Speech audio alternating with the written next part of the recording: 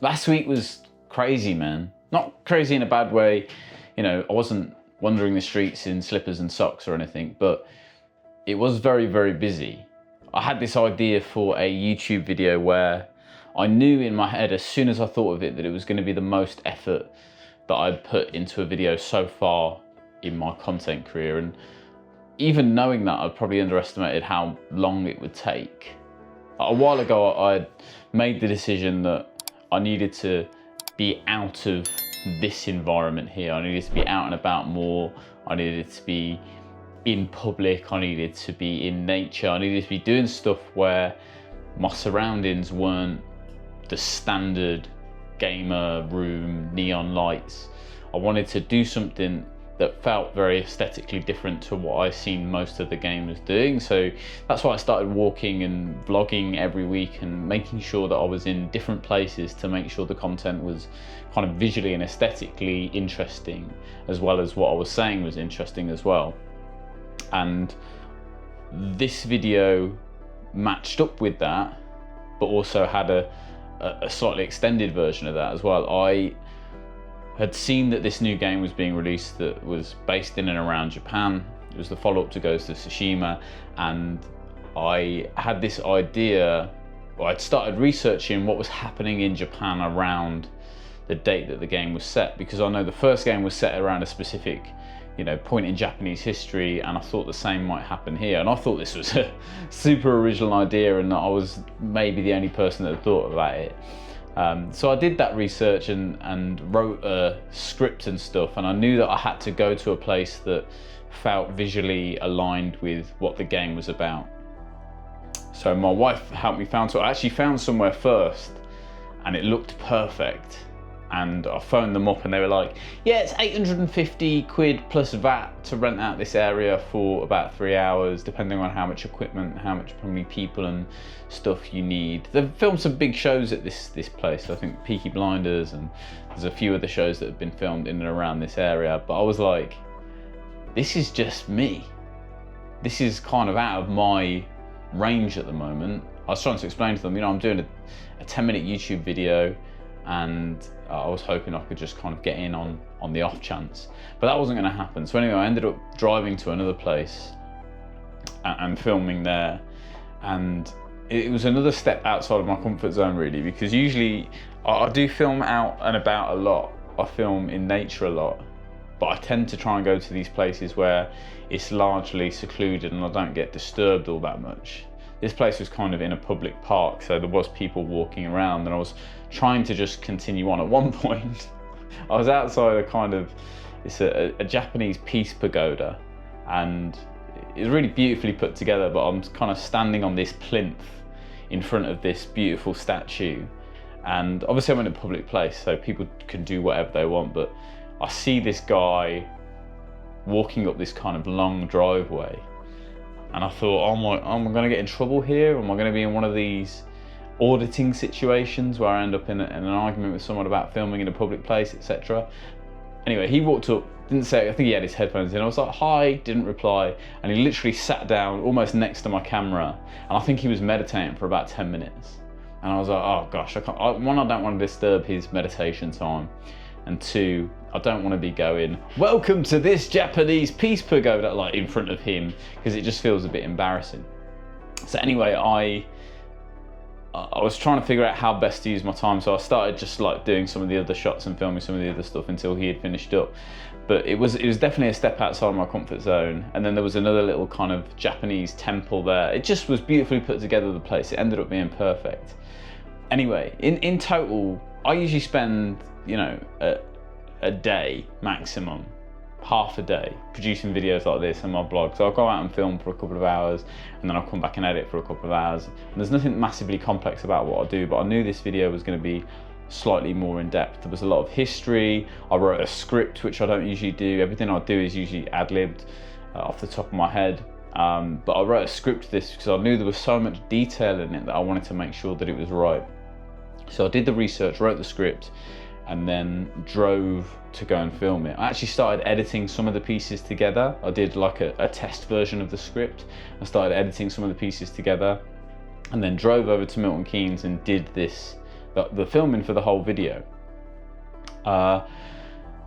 In total, it probably took me about 5 days to get this video right. I put everything into it. The soundscaping, the visuals, the cutaways, the script, the research. It was so much went into the video. You know, I probably spent a full day just on the script alone, just making sure it was right. I wanted it to be engaging, I wanted it to be informative, I wanted it to be the best video that it could be for this game. One, because I love the first game, and two, I just think it was a really interesting concept. It turns out, because I was researching a lot around the game and looking at what other people were doing in terms of what kind of content was working on YouTube, and I think a lot of people had the same idea in terms of looking at the dates. I haven't watched any of those videos in full to see whether they hit the same points that I did, but there was lots of videos out there researching what was going on in Japan around that time. So I very, very nearly lost faith in the video. Like at that point, I very nearly was like, you know what, it's been done, it's scrapped, whatever. But I thought, I thought the idea was good enough. And I feel like in the creative process, there is always that dip. There's always I've got a great idea, this is difficult, this is terrible, actually this is okay. This is that kind of weird roller coaster of emotions you go through when you're creating anything. So I went through with it, and I put so much into it, so much so that, this often doesn't feel like work, what I'm doing, because I'm playing games, I'm editing, I'm really focused on it and really hard on it, but I enjoy it so much that sometimes it doesn't feel like work. But this felt like a task. There were new things I had to learn. I was sitting down and editing for a full day just on this thing. I was finding sound effects, I was adjusting music, just went so deep into what this was. I was doing new kind of visual effects, all these sorts of things that I'd never done before, and I was so pleased with the outcome. I am so pleased with the outcome. And regardless of what that video does, I'm so proud of what I produced. But I had this thing today where I posted the video and it was like, what next? I'm not saying this is the pinnacle of what I'll ever do, because I think there's lots more to come from me. But that story of astronauts who went to the moon and came back, had to deal with depression because they'd kind of reached the pinnacle of human endeavor. They'd literally gone into space and landed on the moon, and they came back and it was like, what next? And I felt a little bit like that this morning. I was kind of bumbling around going, what do I start next? What's the next video gonna be? I had people saying to me, you should just do, this is so good that you should just focus on this and forget everything else. And there was all these trials and tribulations going through my head of like, it was so much effort, it took so much out of me, it took so much time. I'm not limited on time, but there's so many things that I want to do. All the feedback for the video that I got was amazing. I sent the video out to some people that I really trust to feedback honestly to me before I published it, and all of the feedback was phenomenal. The notes on what should change and what could change were so minor that it was kind of neither here nor there whether to implement them. There was nothing that was like, oh yeah, I've messed up on that, I need to do that. But then you get to, that's done now, but I'm not finished. There's always more to do. What next? What's the next thing to do? What's the next video?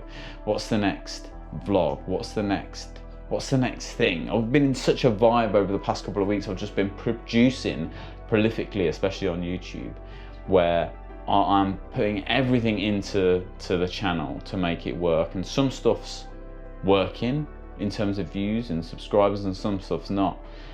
And I don't quite know where this video will go. I think the best thing about YouTube is these videos can sit there forever and just keep doing the work. They're working for you whilst you're sleeping, but there's an element of, I want it to work now.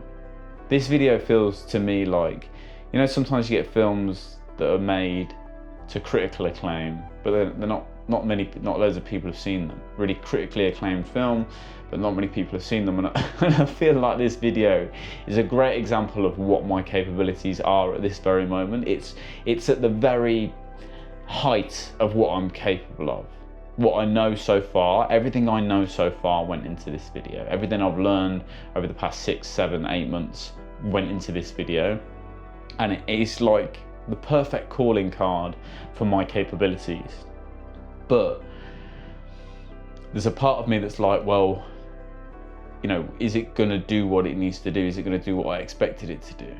I think regardless of what happens, I'm so proud of the work that it's irrelevant to me. I think it hits a lot of the right spots. There's bits of refining to do, but I think in terms of intro, in terms of the platform, in terms of, you know, everything that I wanted to achieve from it, I achieved from it. The video came out and I was like, yes. I don't think I would change anything about it. There's not anything I'm disappointed with. It's just everything I wanted to do. But this is the challenge with being a creative, right? It's never over. That video is finished, but there's 1,000 videos in the future, and part of me is like, oh God, I've got to start the whole process again. You know, I've got to think of the next idea, and there's a bit of fear there, I think, in terms of going, where is that next idea going to come from? What am I going to do? Is there going to be something that tops this? This hasn't done the numbers that I wanted it to do, so is it worth doing it again? Should I just do less effort content and accept that it's not what I want to do? But the thing is, you only know what route you're going to take by looking back. You don't know what the path is going to be going forward. You can have an end destination in your mind, but often where you think you want to get to and where you actually get to are two very different things. So I'm trying to trust that these skills that I'm developing and these things that I'm doing are leading towards something. And I love doing it. I loved the presenting of it. I loved the script writing. I loved the filming is really difficult on your own. It would be so much quicker if I had someone with me holding the camera. There's things that I could achieve if I had someone with me holding a camera and walking around with me who knew what they were doing with that equipment. So when you're on your own, it's like you've got to do the setup, you've got to do the shooting, you've got to get the script right. And the thing with this video is, like, the script was probably 3 pages long, and I was trying to store as much of that in my memory as I could. There's one thing that I could do better is learning that script, because it took me so long to like get some of these things out, these big chunks of dialogue where it's just me on camera. And I knew there would be opportunities to cut away to other things, to B-roll, but like fundamentally I knew it was going to be me on camera for 10 minutes on a scripted piece. And I wanted it to feel natural and authentic. I didn't want it to feel like I was reading off a script. And that was one of the bits of feedback that I got that I was so happy with, is that I couldn't tell whether you were reading this off a script or whether you're doing this off the top of your head. So overall, last week was phenomenal. I managed to get a bunch of videos out still that I'd pre-prepared. I managed to get what I think is the pinnacle of the best video that I've ever produced done and out. And the challenge after that is to go, you have to keep going, you have to keep producing, you have to find the next thing. And I think the good thing with where I am now, certainly in terms of like long form content, long form content, is that I have these different, I have like fast and slow stuff. Like that video I did is like a slow burn, takes me a long time to do, but what comes out of it at the end in terms of production value is so high that it's absolutely worth the time. And then I have other stuff that's slightly quicker to produce and slightly quicker to get out there, and that helps me fill some of those gaps in terms of how prolific I want to be on the channel and how much expectation there is in terms of how much content comes out. Because one of the things that I realised is that I want to get to the point where YouTube can earn me money, not through people donating, but through ad revenue. And in order to do that, I need to get the number of hours that people watch me up significantly. I need to get 3,000 hours, and I was at about kind of 300. And I was looking at the rate of those hours ticking up based on my current view counts, and thinking if I carry on with this content at this speed, it's going to take a very, very long time when I looked at TikTok, when I first started doing that, I was like, right, I'm going to be prolific. I'm going to produce content every day because I want to see growth. I'm going to really learn the platform. And I did that. And you know, I look at my growth on TikTok. Honestly, I feel like sometimes I go, oh, it's not fast enough. It's not fast enough. But I need to think in longer terms, because when I look back, again, I can't look forward, but I can look back. When I look back and go, last year, I think I was on like 15 or 16, no, I was on less than 10,000 followers. I was on like 8,000 followers, 7,000 followers. And now it's like 23,000. And I know there's little points on TikTok where I can just get the followers, I can get the views, I can do that stuff. There's still refining to do there. I still need to get better. I'm still not getting what I want on each video. But you know, I achieved a lot on there in a year. I think because often there's this thing of going, oh, this person did it in 3 months, this person did it in a month, this person blew up. And I'd love to have that, but you know, I don't think that's my path. I don't think that's my destiny. I am trusting the process with that, but I grew very quickly. And then I look at YouTube and I'm going, well, why am I just doing 2 posts a week? What, I've got all of these different threads that I can pull on, all these different types of content. Why am I not taking advantage of that in a more significant way? So I made the decision to go, right, and now I'm going to really focus on YouTube, and I'm going to produce all these different pillars of content. I've got like trailer reaction content, which is very, very quick to produce and very authentic because I can just sit there and record myself. I've got my gameplay content, which is a little bit longer. It's kind of a medium thing where I have to, you know, get the gameplay, I have to go through a game for the first time. There's very little editing, and I can get it out quite quickly. And then there's this high production, long form, high value content that's like, it's me. No one can compete with that because it's me. If you buy into me as a creator, then you are going to get exactly what you want from those long form, high production pieces, because it's everything about it is me. I'm getting closer and closer to having that authentic person on the camera rather than some kind of like Jeremy Clarkson-esque, we're playing a brand new video game that's the best game on the planet, you know, putting on a kind of voice, putting on a character. And it's really hard to describe unless you've sat in front of a camera and experienced this yourself. A weird thing happens. You can be talking with your mates like this and be going, hey, how are you? How's things? What's going on? Are you good? I can be doing all of that, and then I turn and look at the camera and go, welcome to another episode of, you know, it's difficult to not become this thing. It's like when you hear your mum answer the phone and she's like, hello, and puts on her phone voice. That's what it's like sitting in front of a camera. But I don't want that. I want you guys to see what is more authentically me as a person. And that's why the videos, I'm trying to get my humor across, I'm trying to build that into the scripts. You know, I don't want it to feel stale and I don't want it to feel inauthentic. So anyway, the point of this is that I didn't do a vlog last week because I was so focused on this video, and that's going to happen sometimes. Your priorities are going to shift, and hopefully as my routine gets better and better and more refined, I'll be able to make sure everything's getting done. But it is just me. I am just one person doing all of these things. So I wanted to sit down today and talk to you about the fact that I'm really proud of myself for producing something that I think is of the highest quality, and I hope that is reflected in people who see it. I hope it's reflected in brands who see it, but really I'm just proud of what I've produced. I think it's a great calling card for me as an editor, for me as a producer, for me as a script writer, for me as a presenter, and those are all things that I'd love to do more of. But this week is about going, right, we go again, we go at it again, we don't stop. We keep pushing. I've had so much support from so many people. I'm so grateful. There's still things that are lingering in the background that I want to get done, and I'm just trying to like figure out my way of like what do I need to sacrifice where. If I'm doing something, am I doing it for the right reasons? Am I dedicating myself to any project that I'm doing? If I'm dedicating it to myself to it, is it because that I'm going to find joy in that and I really think I can add value to it, or is it for another reason? You know, I only want to do things that entertain, add value, and that I find real joy in. I want to do it for the art. I don't want to do it for any other reason. The other stuff will come with time.